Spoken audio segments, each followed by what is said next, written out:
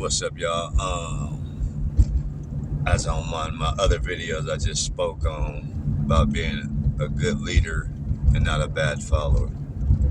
I'm gonna speak on a situation where one of my good leaders, one of my homeboys that I do trust, and I've still been trusting for over 30 years or close to that. And he's the one that told me something one night that actually made me start thinking differently and changing the way I was.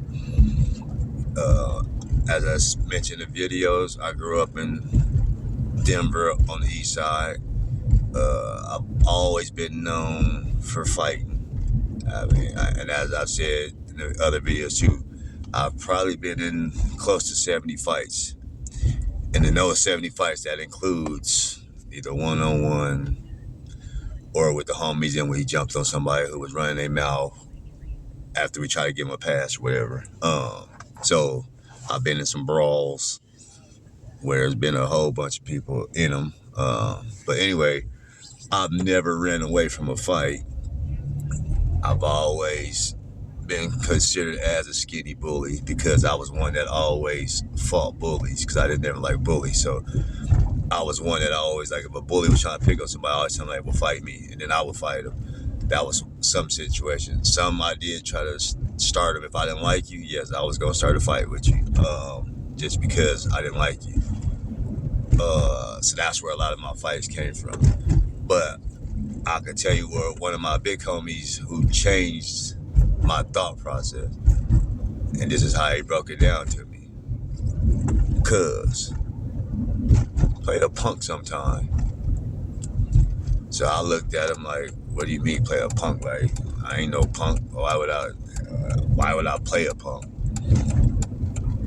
So I was thinking about it for a few seconds, but I know whenever he tells me anything, it was coming from the right place. It wasn't just like he was trying to set me up for a failure, because again, he's a good leader, and he still is.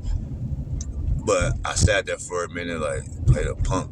So then he finally pulled me like, yeah, cuz like, you keep in here, because I was being stupid. I was in the club squeezing them little yellow lemon squeeze juice, whatever it is, on people from a distance, and didn't nobody know what it was. So he checked me on it and told me, like, stop doing all that. He like, everybody in here know you know how to fight. He was like, ain't no need for you sitting there trying to start that. So I'm still looking like, okay, but why am I playing the punk?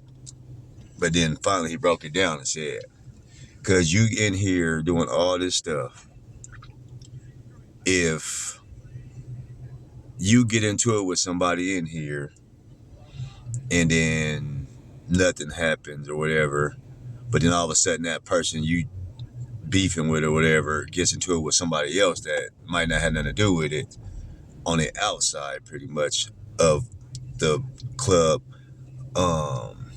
if something happened to that person outside of there, they could get hurt, get killed or anything. He said, you gonna be the one they gonna come get first, which he was talking about the police. He said, because you was just in here doing all that and they seen it, people could see it. He like, so you'll be the first one to basically get arrested or get questioned for something, and it might not even have nothing to do with you. It'll be a whole different group of people or another man that could have did something to this man, but now you get linked into it. And since that day, it changed my thought process. I stopped trying to punk people and started playing the punk. And it ain't so much of playing the punk, it's just the fact is, I know I ain't got to do all the stuff, or I didn't have to do the stuff I was sitting there doing. So I do thank that leader, and I thank him all the time, because I said it again, I've been knowing him for close to 30 years. We've been business partners and anything else, and the homie next to me, and I know he only wants the best for me the same way I want the best for him. But that's what I say by being a good leader and not a bad follower, because had I not listened, who knows where I could be right now.